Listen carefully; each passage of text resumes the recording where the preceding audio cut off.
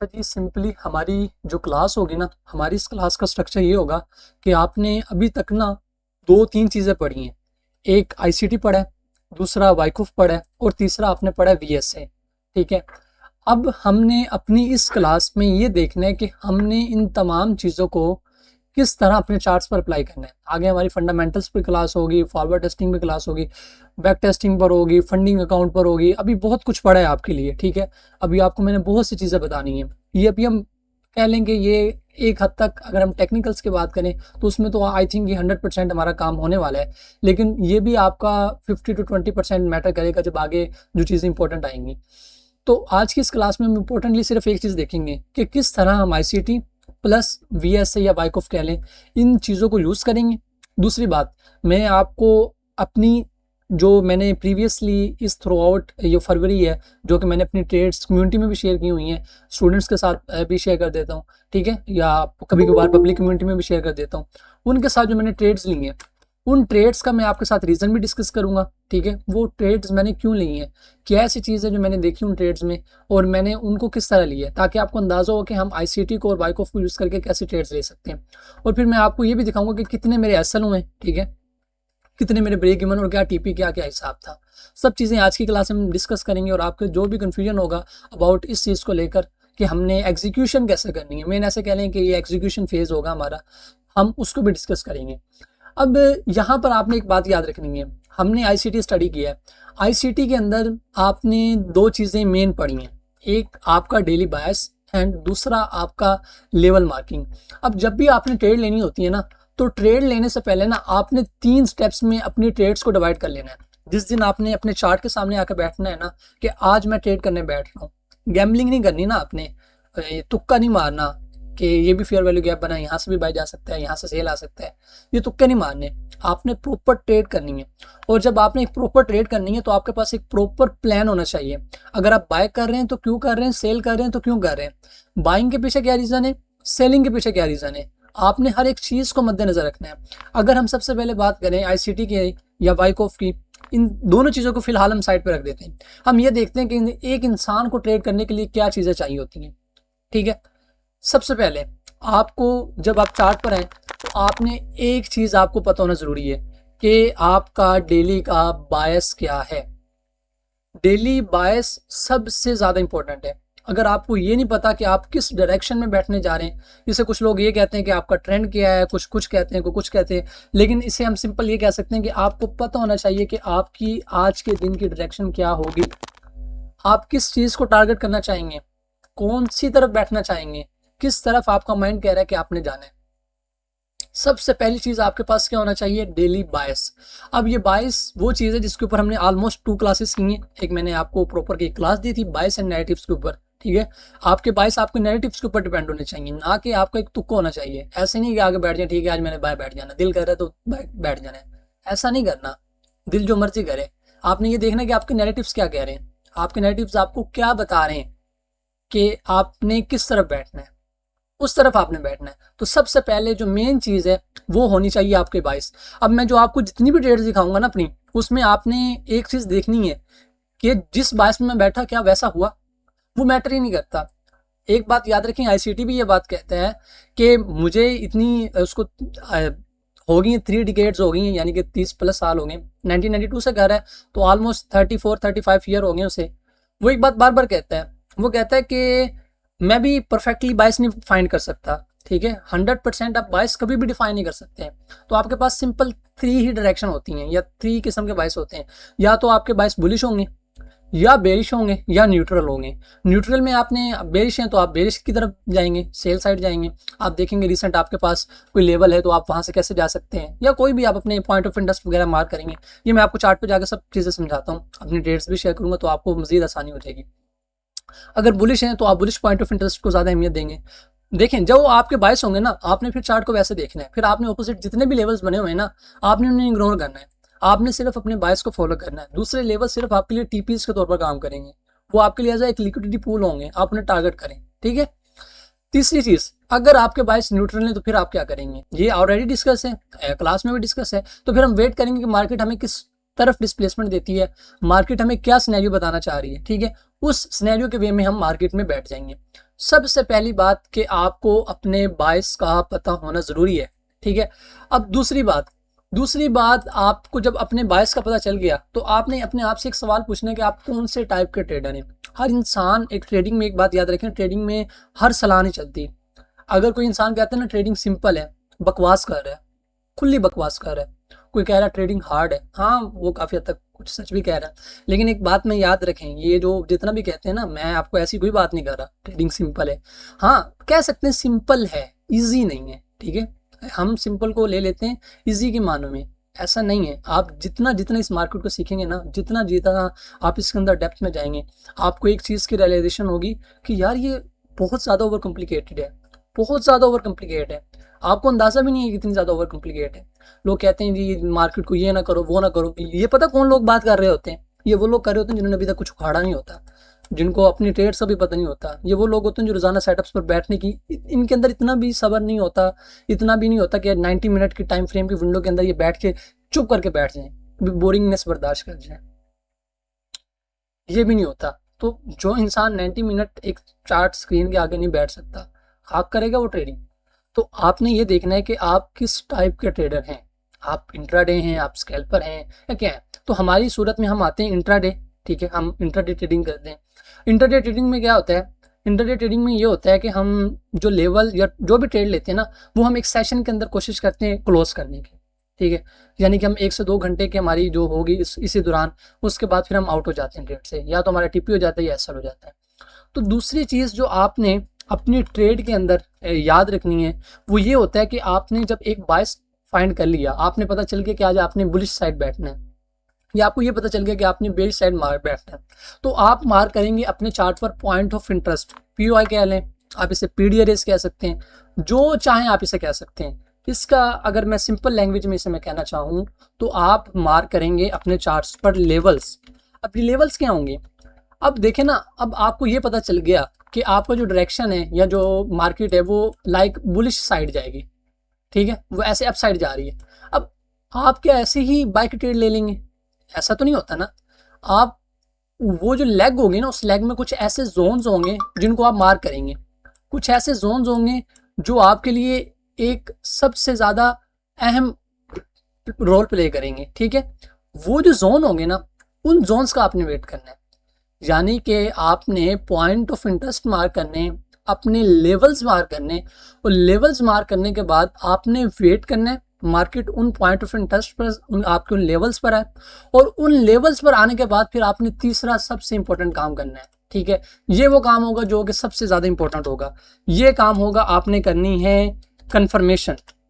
अब ये कंफर्मेशन क्या है? देखें, ट्रेड में आपके पास एक जोन है, आपको फर्स्ट ऑफ ऑल ये पता चल गया कि हम बाय में बैठे हैं, दैट्स गुड, ठीक है, पता चल गया जी हमने बाय में बैठना है। दूसरी सवाल ये आ जाता है बाय में बैठना कहाँ से?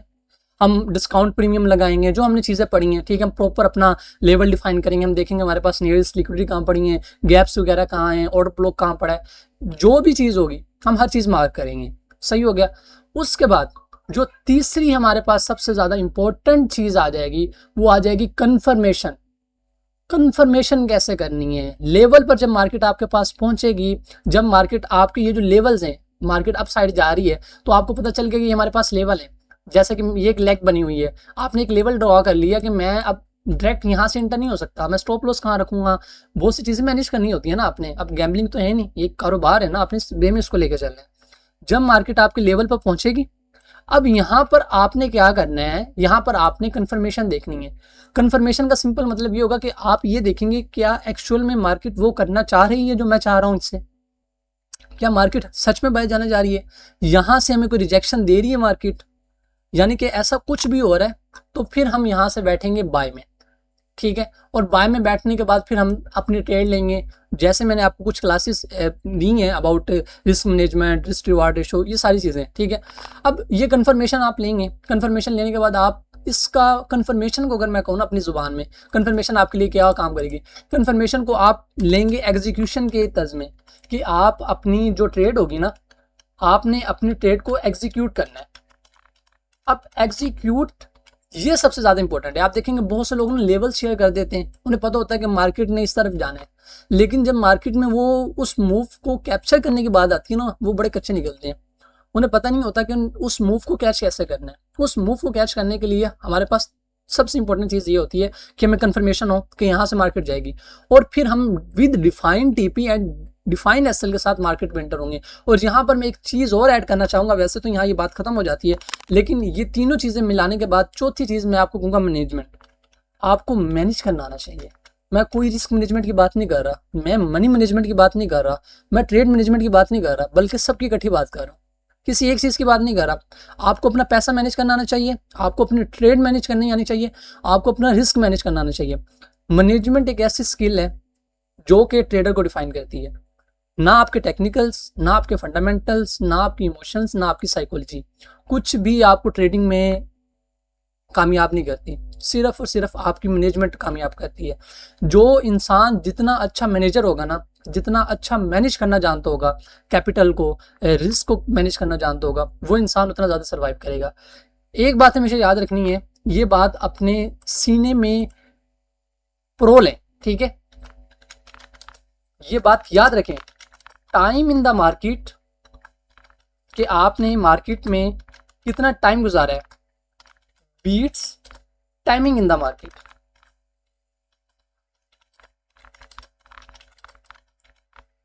तो ये वो मार्केट है जिसके अंदर आपको एक्सपीरियंस की जरूरत होती है। सिर्फ इल्म आपके लिए काफ़ी नहीं है इस मार्केट में।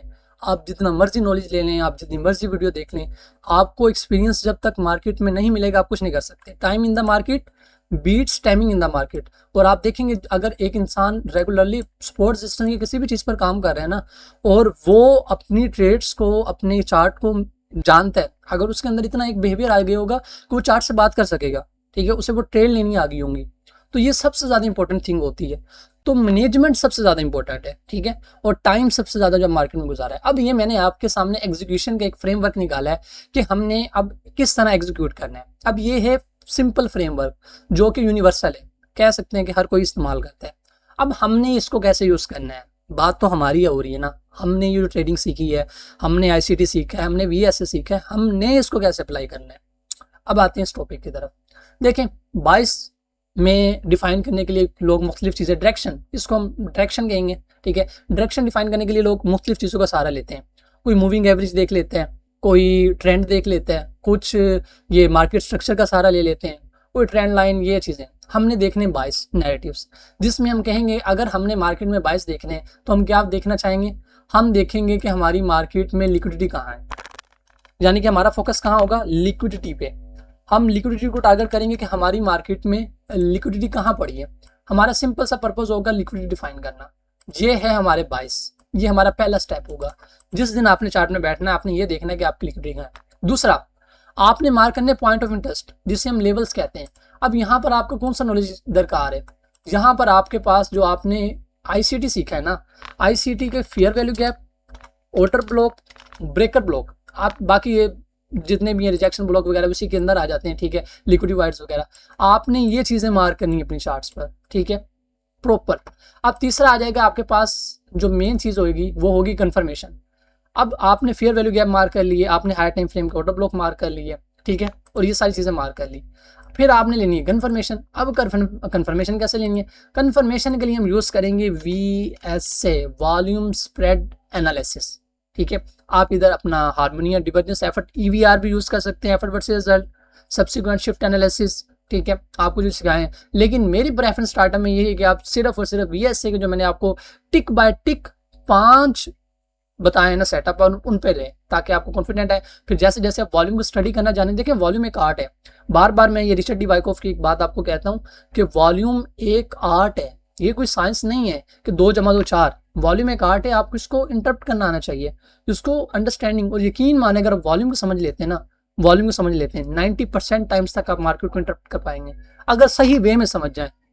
और यकीन माने कभी कभी मुझे ना, मैं जब देखता हूँ ना, ये बहुत सी पॉडकास्ट से देखता हूँ, ठीक है, आपको क्या दिखाऊं, अगर आप जाएंगे ना, चलें छोड़े, मैं क्या दिखाता हूँ, यूट्यूब पे मैं चीज़ें वगैरह देखता हूँ, तो मुझे एक चीज़ हैरत होती है कि जो यूट्यूब वाले हैं या बाहर के मुल्क वाले हैं, आईसीटी को लित्तर मारते हैं, आईसीटी को बहुत अच्छा बुरा या जो भी कहते हैं, इससे फ़र्क नहीं पड़ता। एज ऑल वी नो कि आईसीटी ने रोबन कप फेल किया है, ठीक है, फिर लाइव ट्रेड भी नहीं कर पाया, अब बड़े इशूज़ हैं जो भी है। लेकिन एक चीज़ पर उसके जो जितने भी कंसेप्ट हैं उन वो काम करते हैं, ठीक है, वो डेफिनेटली वर्क करते हैं।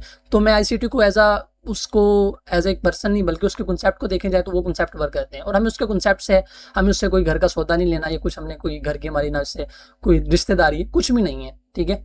और जो मर्जी है उसे छोड़ दें।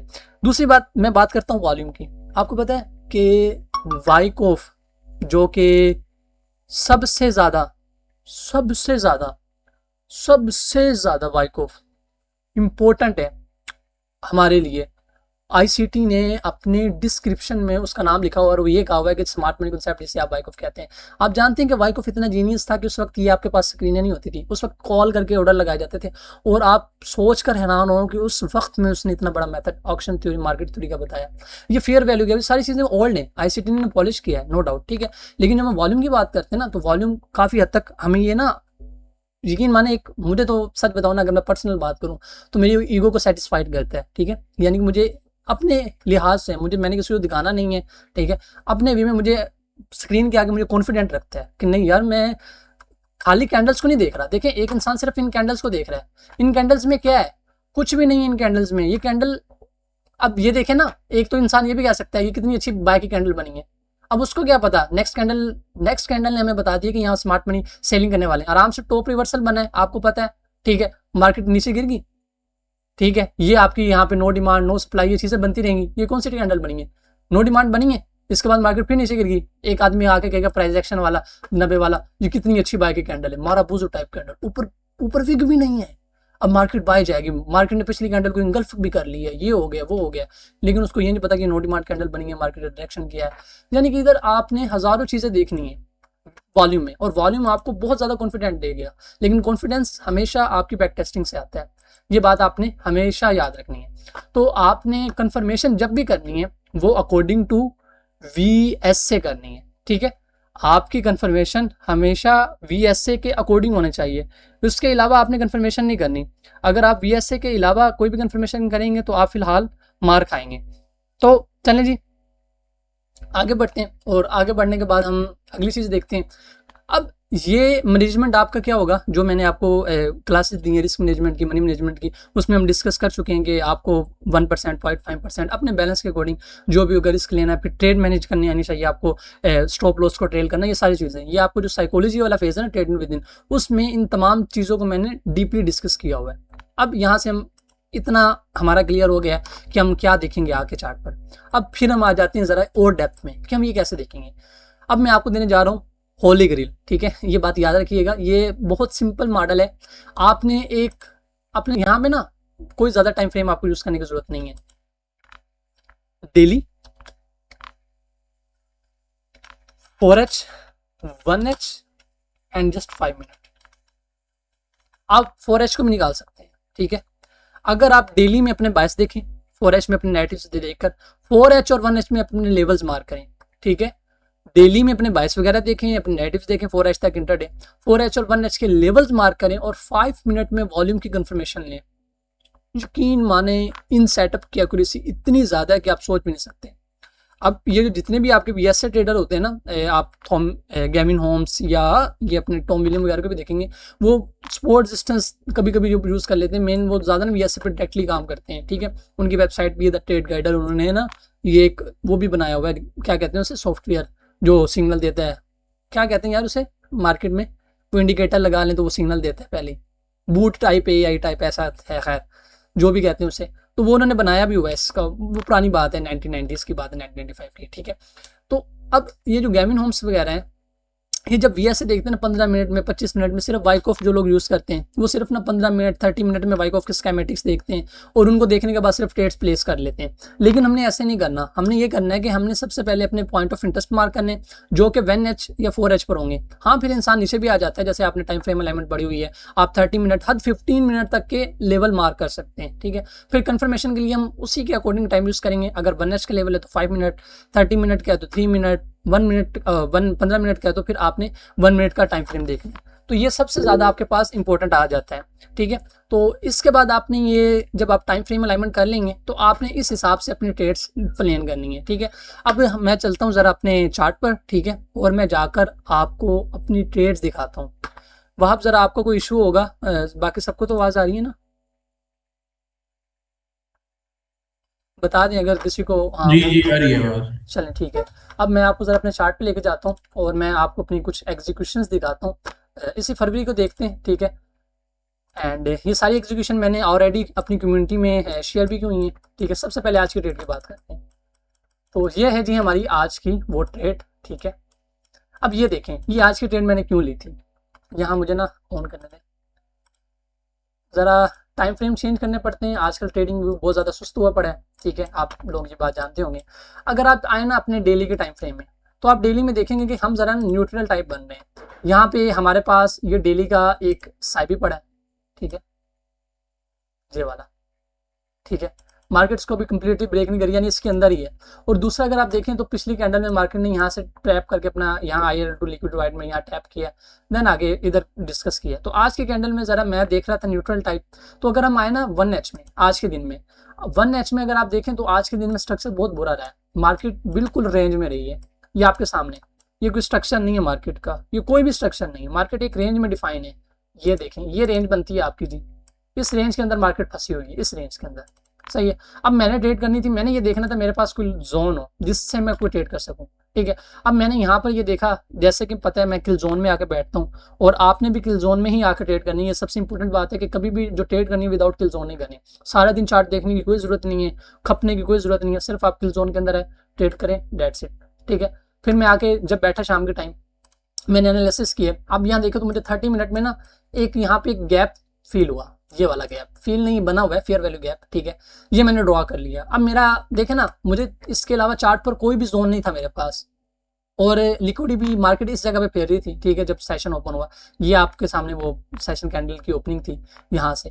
तो मेरे सामने कोई भी ऐसा कोई जोन नहीं था जिससे मैं एक्सपेक्ट कर सकूं। तो मैं ज़रा न्यूट्रल टाइप था ना नीचे से ठीक ना ऊपर से ज़रा रिजेक्शन टाइप। तो मैं ये देख रहा था कि मुझे कहीं एक साइड पे डिस्प्लेसमेंट मिल, मैं उस साइड जाऊंगा। अब यहाँ देखें तो मुझे डाउन साइड एक डिस्प्लेसमेंट मिली हुई थी, ये एक फेयर वैल्यू गैप बना हुआ था। कौन सा टाइम फ्रेम है, 30 मिनट में। अब इसमें टाइम फ्रेम की एंट्री के लिए मैं सिंपल चले गया जी 3 मिनट में, सही है। अब मैं यहाँ 3 मिनट में जब चले गया ना, 3 मिनट में जाने के बाद ये देखिए मार्केट ने लेवल में टैप कब किया है, ये 651 पे। अब यहाँ पर आप देखें, यानी कि यहाँ आपकी किल जोन ये वाले टाइमिंग स्टार्ट होने वाली थी, ये किल जोन की। अब यहाँ पर जब मार्केट ने एक आपकी ये कैंडल बनाई ना, ये आप देखें हाई वॉल्यूम के साथ कैंडल है जिसने लेवल के अंदर टैप किया। नेक्स्ट कैंडल ने इसको कंप्लीटली इंगल्फ किया, और इंगल्फ करने के बाद क्या किया है, इंगल्फ करने के बाद उसने अपना वॉल्यूम लो रखा है, क्योंकि ऊपर विग नहीं लगाई थी तो इसका वॉल्यूम लो चलेगा। प्रॉपर प्यारी सी इंगल्फिंग हुई है, ठीक है। क्योंकि लेवल ये था तो मैंने इसी हिसाब से ली। पहली एंट्री मेरी यहाँ से थी, ठीक है, ये आज की डेट थी मेरी। दूसरी एंट्री यहाँ 1 मिनट में हम जाए ना, तो 1 मिनट में जाने के बाद मैं आपको जरा डिफाइन करता हूँ। ये किल जोन वाला मैं हटाता हूँ, किल जोन मैंने एक इस वजह से ऑन किया ताकि मैंने एक चीज दिखानी है आपको।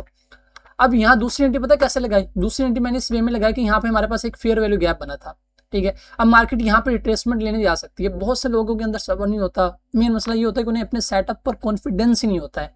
और मैं ये कहता हूँ कि अगर आपको अपने सेटअप पर कॉन्फिडेंस नहीं है ना, तो आप गलत कर रहे हैं। अपने सेटअप पर पहले कॉन्फिडेंस लाएं। आपको पता होना चाहिए कि आपका सेटअप वर्क करता है। फेल भी हो जाएगा तो होते हैं ना, या फेल क्या मौत पड़ रही है, एक सेटअप फेल हो गया, ठीक है। मैंने आप लोगों के साथ एक प्लान शेयर किया 100 ट्रेड्स माइंडसेट वाला। अब वो देखें, एक ट्रेड को बेबी ट्रेड की तरह क्यों ले रहे हैं। एक ट्रेड आपकी, अगर आप हर एक ट्रेड पे खुश और हर एक ट्रेड पर आपका मूड खराब होगा ना, तो फिर हर दिन आप एक इमोशनल रोलर कोस्टर की तरह गुजरेंगे, ठीक है। कभी आपके इमोशंस बड़े अच्छे होंगे, कभी खराब होंगे। तो कभी भी अपनी बाहर की चीज़ों को, एक्सटर्नल थिंग्स को अपने आप को डिफाइन करने ना दें, ठीक है। अगर किसी आपको कोई भी एक्सटर्नल थिंग लाइक मार्केट को डिफाइन कर लें, अगर वो आपको खुश कर रही है, कभी नाराज कर रही है, तो फिर आप यकीन माने मार्केट के रहमो करम पर हैं। और सबसे पावरलेस इंसान वही होता है जो किसी के रहमो करम पर बैठा हो, उसकी खुशी किसी और के ऊपर मुनसिर हो, ठीक है। अब यहाँ से मेरी एंट्री थी, ठीक है जी। यहाँ से दूसरी एंट्री मैंने इस जगह से ली थी। जब मार्केट ने इस कैंडल पे टैप किया ना, इस जगह से रिजेक्शन दी, मैंने दूसरी एंट्री यहाँ से ले ली। मेरे सामने फेयर वैल्यू गैप था। एसएल भी लगता तो इसका एसएल छोटा सा था, डजंट केयर, लेकिन रिवार्ड मेरे सामने ये बड़ा खड़ा था। अब मैंने यहाँ पे ये जो रेड लाइन आ रही है ना, ये लंदन के लो थे, मैं इसको टारगेट करना चाह रहा था। पहला टिप मेरा ये था जो कि इसी कैंडल के थ्रू तक आया, और मार्केट देखें यहाँ डाउन साइड आई, यहाँ ऊपर की एसएल नहीं लिया, यहाँ डाउन साइड आई, और डाउन जहां भी मार्केट ने एक प्रॉपर एंट्री बनाई, ठीक है, एक टॉप रिवर्सल टाइप, और मुझे और कॉन्फिडेंट किया, और यहाँ तक मार्केट ने आराम से टिपी दिया, ठीक है, यानी कि गई मार्केट। अब हम आते हैं पीछे। अब पीछे आने के बाद मैं आपसे कुछ और एंट्रीज आपको शेयर करता हूँ जो मैंने ली हुई हैं। और ये सारी एंट्रीज वही होती हैं जो मैं आपके साथ ग्रुप में शेयर करता हूँ। ये इन फ्यूचर में आपको जैसे ही अपनी कम्युनिटी में ऐड करूँगा तो आपको मैं अपने एनालिसिस वगैरह शेयर किया करूँगा, तो आपको ये सारी चीज़ें मैं दिखाऊंगा।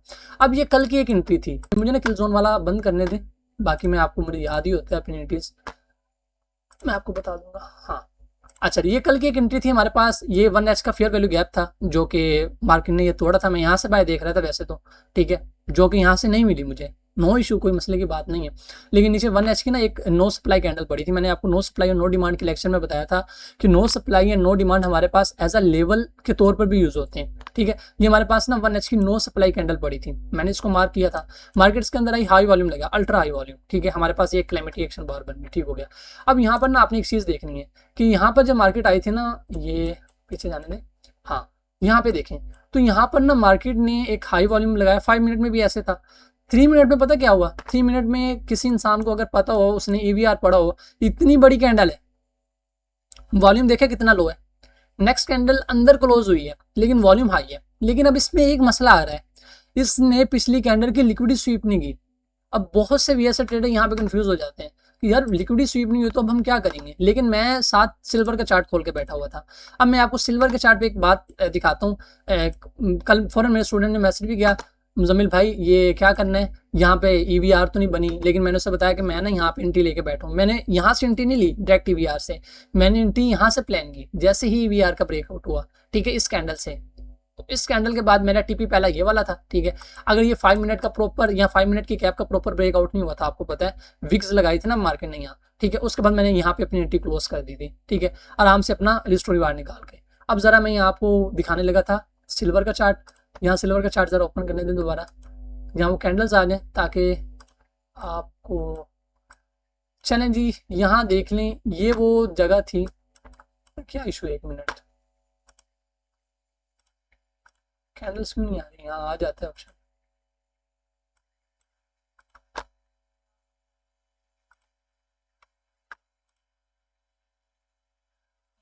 देखते हैं अगर ये आ जाए।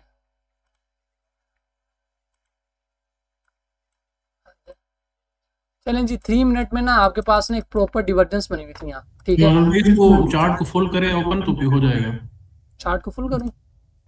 इसी चार्ट को वो करें ना, फुल स्क्रीन पे लाएं, फिर वो ऑप्शन आ जाएगा। ये लें जी, इसको ऐसे फुल स्क्रीन कर दिया है, अब यहाँ पे ऊपर आ जाना चाहिए इस नहीं जगह आया। पे। चले मैं आपको ना इंडिविजुअल अलग से ये चार्ट खोल के दिखाता हूँ। इसमें यहाँ ना अलग इस चार्ट को XAG USD, इसको हम जरा फिल कर देते हैं यहाँ से। अब ये असल में ना यहाँ कल 1H के 2 लेवल भी पड़े थे आपके पास, ठीक है, ये वाला एक, ये फेयर वैल्यू गैप था, एंड सेकंड ये वाला। हम जाते हैं 5 मिनट में, 3 मिनट में जाना है हमने। 3 मिनट में जाने के बाद आपको मैं यहाँ वो डिफरेंस दिखाता हूँ जो मैं आपको बता रहा था। हाँ ये देखें, अगर आप ये देखें ना 3 मिनट का ये चार्ट, ये देखें 3 मिनट में क्या हुआ है। 3 मिनट में ये वही लेवल है, आपके पास 5 मिनट की कैम बनी है। टाइम फ्रेम देख लें, टाइम क्या आ रहा है, 7:39 का आ रहा है ना ये वाला, 7:39 ये, ठीक है। और अगर हम गोल्ड के यहाँ चार्ट पे जाते हैं, इसको अब हम डल कर देते हैं इस तरह, आप इसका टाइम फ्रेम देखें, टाइम क्या आ रहा है 7:39, यानी कि दोनों का टाइम सेम आ रहा है ना, ये देख लें, ये मैंने कर्सर रखा है। नेक्स्ट कैंडल ने क्या किया है, यहाँ पर हमारे पास इसका लो ले लिया है, ठीक है, ये, जबकि इधर गोल्ड में क्या हुआ है, गोल्ड में इसने लो नहीं लिया और हमारे पास ये सारी साइन तब भी बन रही अगर गोल्ड में लो ले लेता। लेकिन अब अगर मैं साथ SMT देख रहा हूँ, मैंने जब SMT देखी तो मैंने देखा जब सिल्वर ने इसका लो ले लिया, सिल्वर में भी EVR बनी है, गोल्ड में भी वही हिसाब हुआ, लेकिन गोल्ड में क्या हुआ, SMT होगी, यहाँ आपकी SMT होगी। तो इस वजह से मुझे यहाँ पे निशानी मिली, मैं कॉन्फिडेंट हुआ, मैंने ट्रेड ली, ठीक है। यहाँ आपके पास 3 मिनट का फेयर वैल्यू गैप बना, मैंने SL उठा के ये फेयर वैल्यू गैप की तीसरी कैंडल के इस जगह पे नीचे रख दिया। पहला TP मेरा ये था, ठीक है, जैसा कि मैं आपको बताया। लेकिन 5 मिनट में यहाँ ब्रेकआउट नहीं हो पाया, जो मैं आपको शेयर कर चुका हूँ, ठीक है। यहाँ देखें 5 मिनट ना प्रॉपर कोई ब्रेकआउट नहीं हुआ था। अगर यहाँ से ब्रेकआउट होता तो फिर तो इंसान कॉन्फिडेंटली ऊपर IRL2 ERL तक बैठ सकता था, ठीक है। वॉल्यूम अच्छा खासा आई था इसका, तो इसने एज अ रेजिस्टेंस काम किया और इसके बाद मार्केट डाउन साइड नीचे गिरी। चलें जी, ये हो गया आपका ये वाला सेटअप जो मैंने कल प्ले किया। अब मैं पीछे आता हूँ, पीछे आके फिर मैं आपको और अपने ट्रेड्स दिखाता हूँ। आई थिंक एक का एसएल भी था, ये हाँ, ये वो ट्रेड है। अच्छा, ये ट्रेड मैंने एग्जीक्यूट नहीं की थी, ठीक है, ये ट्रेड मैं बाहर था उस वक्त, था भी गालबन, हाँ उस दिन मैं उठ गया था, ठीक है, मगरिब के बाद। तो इस ट्रेड में क्या था कि आप देखेंगे हमारे जो बाइस थे ना वो बेरिश थे, हमारे पास कोई ऊपर से जोन वगैरह नहीं था। तो यहाँ पे ये जो मैंने ये कोऑर्डिनेट्स मार्क किए हुए ना, यहाँ 4H की वीक पड़ी थी। 4H का आपके पास यहाँ मैं ले जाता हूँ इसी चार्ट में, आपको साथ साथ दिखा देता हूँ।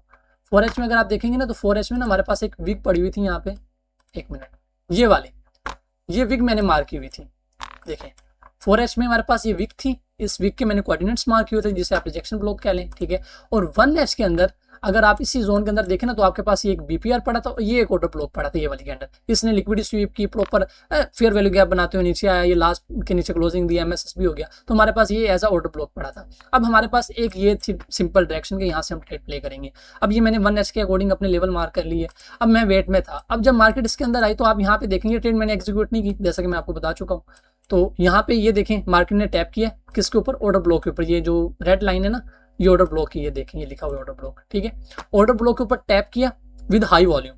अब नेक्स्ट कैंडल ने इसको मुकम्मल इंगल्फ किया है और ये प्रॉपर लो वॉल्यूम के साथ बनी। ये आपकी क्या बनी, ये आपकी बनी टॉप रिवर्सल।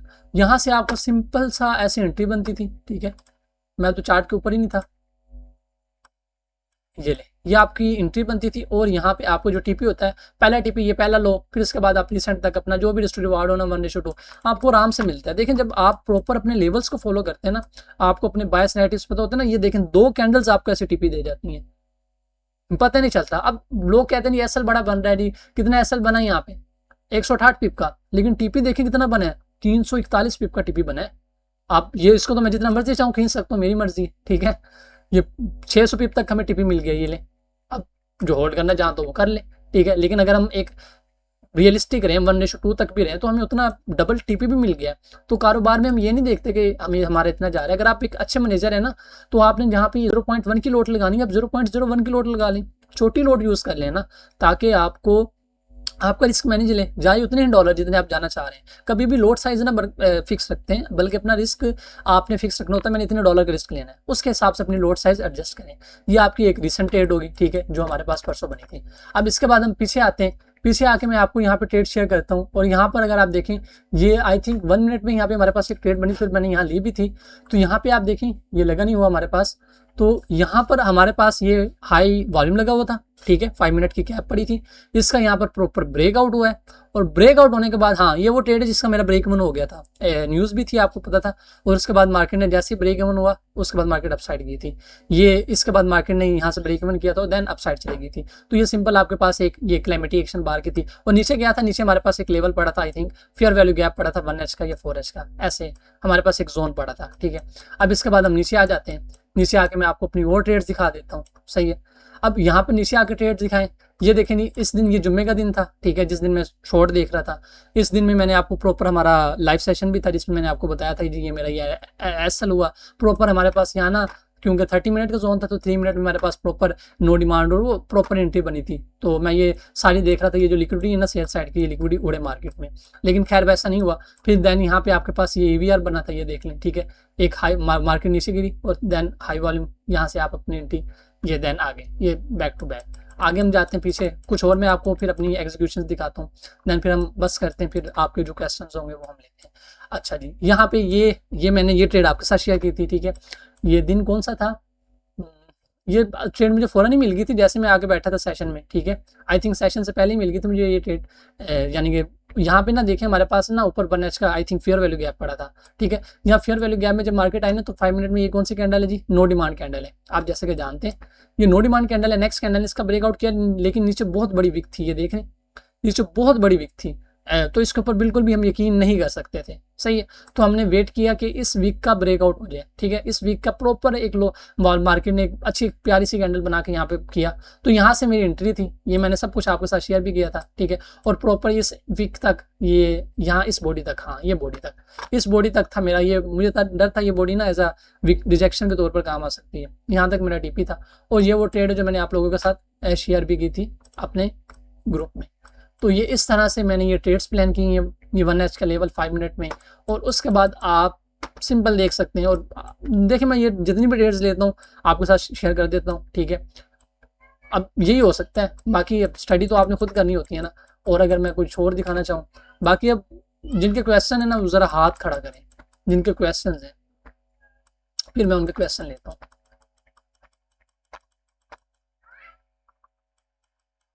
ये कुछ ट्रेड्स थी, मार्केट फेयर वैल्यू गैप में टैप किया, हमारे पास यहाँ एसएमटी बनी, कैप का ब्रेकआउट हुआ, ठीक है। मैंने पहला टीपी किया, पहला टीपी देखे कहाँ होता है, पहला टीपी रिसेंट एरिया तक मार्केट गई, प्रॉपर गई, ठीक है।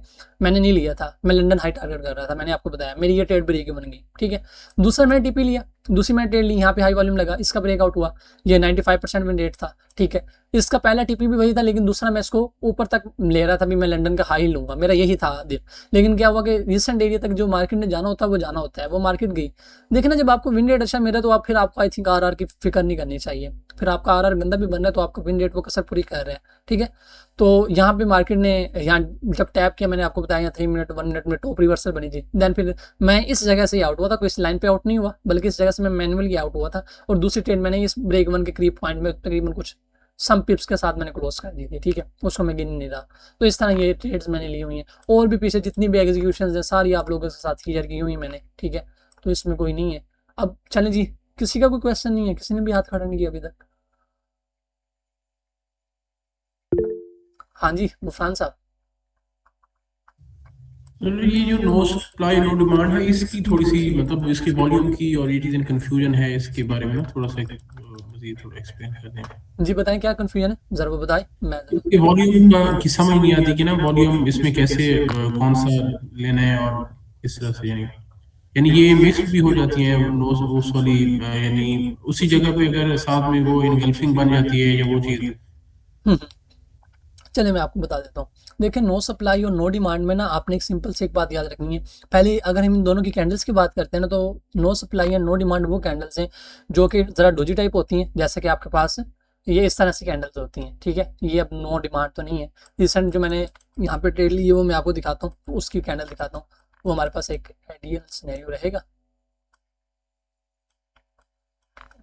अच्छा, तो वो हमारे पास अब ये चार्ट लोड होता है तो फिर ना, चले यहाँ मैं दिखा देता हूँ।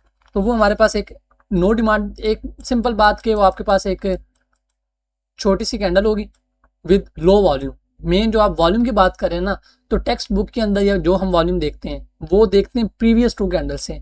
यानी कि आपने नो डिमांड का जो वॉल्यूम होता है ना, पिछली 2 कैंडल के साथ कंपैरिजन करना होता है, सही है।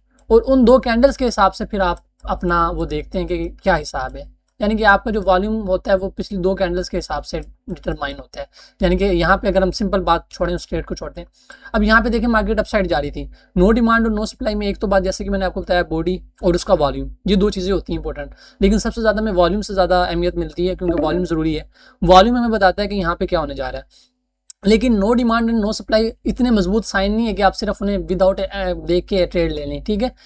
No supply and no demand जितने भी वैसे ट्रेडर्स हैं ना, वो पता कहाँ देखते हैं, जब आपके पास एक क्लाइमेटिक एक्शन बार बन जाती है ना, अब जैसे कि बाई की बनी, इसके अंदर वो नो सप्लाई फाइंड करेंगे, ठीक है। जैसे कि ये वाली कैंडल नो सप्लाई की कैंडल बनी, ठीक है। इसका वॉल्यूम आई थिंक छोटा है पिछली दोनों कैंडलों से, ठीक है। इसके ब्रेकआउट पे ऐसे वो ट्रेड ले लेते हैं। ये आपने सिर्फ पिछली 2 कैंडलों के वॉल्यूम से इसका कंपैरिजन करना है। ऐसा आप फिर इसके नीचे रख सकते हैं, क्योंकि इसमें आपको बहुत हाई रिस्क रिवार्ड रेशियो मिल जाता है। ये देखना पहला टीपी तो कैप का है, अगर ये ब्रेकआउट हो जाता है तो फिर देना आप ऊपर तक जैसे आप लेते हैं। तो आपने अपनी डायरेक्शन के हिसाब से no supply and no demand देखनी होती है। और no supply and no demand जब भी मार्केट गिर रही होती है हमेशा नो डिमांड बना के गिरती है, अब जाती है तो नो सप्लाई बना के जाती है। और अगर मार्केट ने एक जगह से नीचे गिरना है ना, तोड़ के अच्छा खासा नीचे आना होगा, तो हमेशा रिसेंट जो no supply and no demand होती है ना, वो कैंडल बहुत इंपॉर्टेंट होती है। अगर मार्केट रिसेंट आपकी नो सप्लाई या नो डिमांड कैंडल को तोड़ दे, जैसे कि ये देखेंगे आपके पास ना एक नो डिमांड कैंडल है, ठीक है। ये देखें, इसका वॉल्यूम देख लें, वॉल्यूम कितना लो है पिछली 2 कैंडलों से। वॉल्यूम लो से मुराद ये भी नहीं कि हाई हाई वॉल्यूम लगे हुए हैं, आप कहें कि ये पिछली 2 कैंडलों से तो लो है। अब जैसे कि यहाँ पे हाई वॉल्यूम्स लगे हुए हैं, आप कह देंगे ये कैंडल भी आपकी नो डिमांड है, ये वाली, क्योंकि इसका वॉल्यूम पिछली 2 से लो है। ऐसा नहीं होगा, आपने वैसे लो वॉल्यूम देखने, यानी कि इस तरह लो वॉल्यूम देखने, लेकिन उसमें आपने ये देखना कि कम से कम पिछली 2 से लो, ठीक है। अब ये प्रॉपर लो वॉल्यूम थी, ये आपकी नो डिमांड है। देखा ना, इसने एज अ रिजेक्शन काम किया, मार्केट यहाँ से रिजेक्ट हुई है। और अगर आपकी लो नो डिमांड टूट जाए पहले वाली, तो फिर आप ऊपर तक टारगेट कर सकते हैं। और देखिए मार्केट ऊपर तक गई भी, ठीक है। तो हमेशा जो पहली आपकी हर्डल होती है ना, वो मेरी नज़र भी जब मैं भी ट्रेड लेता हूँ ना, recent no demand and recent no supply जो होती है ना, वो आपके लिए पहली हर्डल होती है और उसी को आपने देखना होता है। तो ज़रा आप उन लेक्चर्स पे ज़रा आप जाके प्रैक्टिस कीजिएगा no demand and no supply पे। और ज़्यादा ये होता है कि चलती मार्केट में ये आपको बहुत अच्छा काम दे जाती हैं। जैसे अभी चल रही मार्केट में ये नो सप्लाई बनी है, इस जगह पे इसका ब्रेकआउट हुआ है, बंदा एंट्री ले सकता है छोटे स्टॉप लॉस के साथ, ऊपर तक TPRR आपको अच्छा मिल जाता है, ये बड़ी चीज़ें हैं। लेकिन इसमें नो सप्लाई या नो डिमांड इतना मजबूत साइन नहीं है कि सिर्फ इसे देख के एंट्री ले ली जाए। इसमें दो चीज़ें आपकी डिफाइन होनी चाहिए, या तो आपके पास कैप उसके अंदर बने, या जैसे हम लेवल मार्किंग करते हैं तो हमारे लेवल्स के ऊपर आके भी अगर नो सप्लाई या नो डिमांड बन जाती है और उसका पीछे से उसे इंगल्फ कर लिया जाता है, देन हम उस पर भरोसा कर सकते हैं और उसके साथ जा सकते हैं। ठीक है, अब किसी और का कोई क्वेश्चन हो? ठीक है। जी ठीक है, आप ठीक है, इमरान कोई क्वेश्चन, मदीहा कोई क्वेश्चन, सुलेमान, अली हैदर, कोई क्वेश्चन नहीं है? नो सर अभी नहीं है सर। चलें जी ठीक है। बाकी पहले 2-3 लेक्चर्स में तो माशाल्लाह आपने कैप की में बड़ी दिखाई थी जोश व जज्बा और वलवला, लेकिन उसके बाद आप तमाम लोगों के वलवले बैठ गए। तो ज़रा मेहनत करें, ये बहुत इतना ईजी नहीं है ना। आपकी तो बिल्कुल भी बैक टेस्टिंग नहीं है, आप फिर 100 चार्ट्स कैसे करेंगे? आपको तो पता भी नहीं है ये सेटअप्स कैसे फाइंड करने हैं आप लोगों को। आप इन चीज़ों को फाइंड करना सीखें। आप देखें ना क्लाइमेटिक एक्शन बार पे जब आपने सेटअप्स फाइंड किए तो आपकी कितनी गलतियाँ आ रही थी, आप खुद बताएं। मैंने आपको गलतियाँ बताई आपके चार्ट्स में से, मैं सबसे मुखातिब हूँ यहाँ। मैंने अब जैसे 2 बार रिवर्सल की कुछ लोगों ने गलतियाँ की हुई थी, जिसमें वहाब भी थे और एक और भाई थे, उन्होंने भी 2 बार रिवर्सल ऐसी ली हुई थी 2-3 कैंडल्स की इंगल्फ के साथ। तो ऐसे तो रियल मार्केट में तो ऐसा नहीं चलेगा ना। रियल मार्केट में तो आपको प्रॉपर देखना पड़ेगा, रूल्स पूरे करने पड़ेंगे। और रियल मार्केट तो आपकी परवाह भी नहीं करती आपने क्या सीखा है, कहाँ से सीखा है। ठीक है, बेशक आप वर्ल्ड नंबर 1 ट्रेडर फैबियो से सीख लें, ठीक है, उससे तो परवाह नहीं है, या लैरी विलियम से सीखें जो कि ICT का भी मेंटोर है, उसे इस चीज़ की परवाह नहीं है। उसे सिर्फ परवाह इस चीज़ की है कि क्या, देखिए मार्केट में एक चीज़ रैंडमनेस एक चीज़ होती है। बहुत से लोग पता क्या करते हैं, अब मैं मानने के यकीन माने आंखें बंद करके भी अब चार्ट पर कभी ऐसे लाइन ड्रा कर देना, इस जगह पे लाइन, ये लाइन मैंने जैसे ड्रा कर दी, ये लाइन कहीं ना कहीं आपको रिजेक्शन शो करवाएगी। ये जैसे मैं कह दूंगा ये देखें जी लाइन में कितनी ताकत है, ये रिजेक्शन शो करवाएगी। ये होती है मार्केट की रैंडमनेस, ठीक है, ये नेचर ऑफ रैंडमनेस कहलाती है कि हमें पता होता है कि बाज़ जगह मार्केट रैंडमनेस ऐसी दे देती है। लेकिन एक चीज़ थ्योरी होती है और एक होता है इंपेरिकल डेटा, ठीक है। एक थ्योरेटिकल डेटा होता है, एक इंपेरिकल डेटा होता है। आप जितने भी ICT डेटा देखेंगे ना, वो कहानियां बांधते हुए नजर आएंगे। यहाँ पर हमारे पास फेयर वैल्यू गैप बन गया, यहाँ से एंट्रियां ले रहे हैं, यहाँ पे हम इधर ये करेंगे, यहाँ से हम फिर इस लिक्विडिटी को टारगेट करेंगे। ये स्टोरीज हैं। अगर यहाँ से ये फेयर वैल्यू गैप फेल हो जाएगा फिर हम डाउन साइड जाएंगे। ये जितनी भी चीज़ें ना स्टोरीज हैं, अगर ये सेम होती ना तो फिर सेम ICT कॉन्सेप्ट्स वाले सेम ही पेयर पर सेम ही टाइम पर कभी कोई बाय या कोई सेल ना लेकर बैठा होता। दोनों ही एक जगह पे देख रहे होते हैं, लेकिन एक जगह पे एक कोई बाय देख रहा होता है तो दूसरा शॉर्ट देख रहा होता है। तो हमें जरूरत होती है इंपेरिकल डेटे की, एक प्रॉपर स्ट्रेटजी की, सेटअप की, जो मार्केट में काम करें। ये जो स्टोरीज है ना, ये काम नहीं करती। अब यहाँ पे कोई कह सकता है जी आपके पास ये क्या बना जी, ये आपके पास जी ये हेड एंड शोल्डर पैटर्न बन गया है जी, ठीक है, ये देख लें, और उसके बाद मार्केट डाउन आ गई है। कोई कुछ कह सकता है, कोई कहेगा जी ये हमारे पास यहाँ देखें जी, ये इस जगह से लिक्विडिटी स्वीप हुई है, मार्केट डाउन साइड आई है डिस्प्लेसमेंट के साथ, हम कह देंगे वाइक ऑफ की यहाँ पे अप थ्रस्ट बन गई है। ये स्टोरीज हैं। आपने स्टोरीज की तरफ नहीं जाना, आपने डेटा की तरफ जाना है। आपने आपका जो मेन पर्पज होना चाहिए वो डेटा होना चाहिए, ठीक है। Data data data data data data सबसे इंपॉर्टेंट आपके लिए डेटा है, कुछ भी नहीं है। ट्रेडिंग साइकोलॉजी, ट्रेडिंग जितनी भी आपके पास चीज़ें हैं ना, वो फजूल हैं। सिर्फ एक चीज़ पर टिकी है, डेटे के ऊपर। आपके पास डेटा क्या है, आप अपने सेटअप के बारे में क्या कहते हैं, आपका एज आपके बारे में क्या कहता है, आपको क्या पता है कि आपकी कितने बैक टू बैक विन हो सकते हैं, बैक टू बैक कितने SL हो सकते हैं, बैक टू बैक कितनी चीज़ें हो सकती हैं, ठीक है। ये जितनी भी चीज़ें हैं, अब लाइक मैं ना आपको एक चीज़ दिखाता हूँ। लुकें, ये ज़रा रिकॉर्डिंग फिर हम ऑफ कर देते हैं, ठीक है। ये ज़रा मेरा दिल है कि अपलोड करूँगा, जिससे हम ऑफ करते हैं। मैं ना आपको एक चीज़ दिखाता हूँ।